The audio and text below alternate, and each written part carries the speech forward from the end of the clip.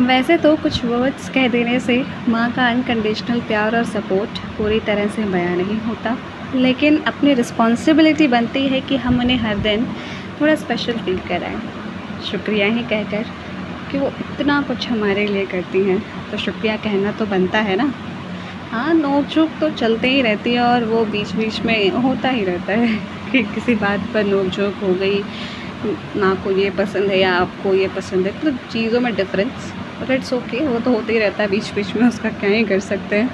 वो हमेशा हमारे लिए भला ही सोचती हैं in every situation of life. और अगर आपको कभी एक मोमेंट के लिए ख़याल आता भी है कि आपकी और माँ की थिंकिंग अलाइन नहीं हो रही है इन मेजॉरिटी ऑफ द सिचुएशन, या उनका थॉट प्रोसेस आपकी तरह नहीं है, या आपके choices majority of the situation और सिनेरियो में मिलते नहीं है, बिल्कुल सेम नहीं होते, तो इससे घबराइए मत।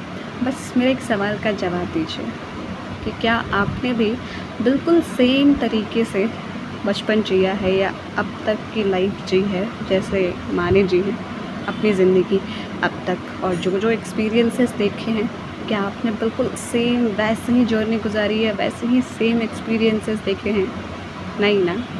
तो अगर जवाब ना है, और जवाब ना ही होगा बिकॉज़ हर एक की अपनी जर्नी होती है और टाइम भी डिफरेंट होता है, तो यहाँ पर बस एक बेसिक सी अंडरस्टैंडिंग हम अपनी माइंड में डेवलप कर लें, तो आई थिंक एक नोक-झोंक तो होती ही रहेगी हमेशा और होती ही रहती है, लेकिन इसको अवॉइड कर सकते हैं कि जिन टॉपिक्स पर लगता है कि नहीं, चॉइसेस मैच नहीं हो रही हैं या थिंकिंग प्रोसेस अलाइन नहीं हो रहा है, एक तरह का नहीं हो रहा है किसी एक टॉपिक पर, तो उस पर बातचीत ना करें तो बेहतर है।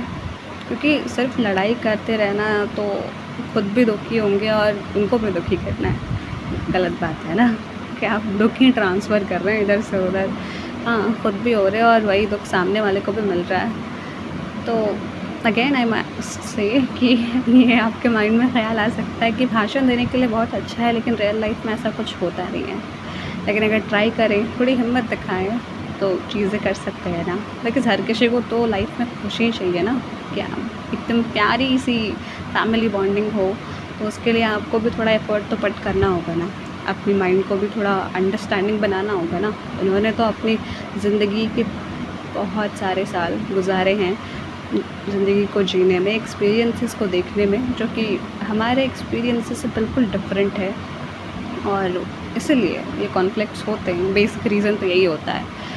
तो ट्राई कर सकते हैं ना कुछ अलग टॉपिक्स ढूँढें जहाँ पर थोड़ी बहुत सिमिलैरिटी हो दोनों के बीच में, और मस्त बातें करें उन टॉपिक्स पर और खुश रहें। एंड ये ज़रूरी भी है खुश रहना भी। तो इस मदर्स डे कुछ स्पेशल करना है उनके लिए तो ज़रूर करिए, और ये करना आपका फ़र्ज़ भी बनता है, और शुक्रिया भी कहिए एंड ज़िंदगी को खुशी-खुशी से जिए। और थोड़ी अंडरस्टैंडिंग भी हमें खुद में डेवलप करनी होगी, वो टाइम के साथ करते ही रहेंगे। और wishing you all a very happy Mother's day.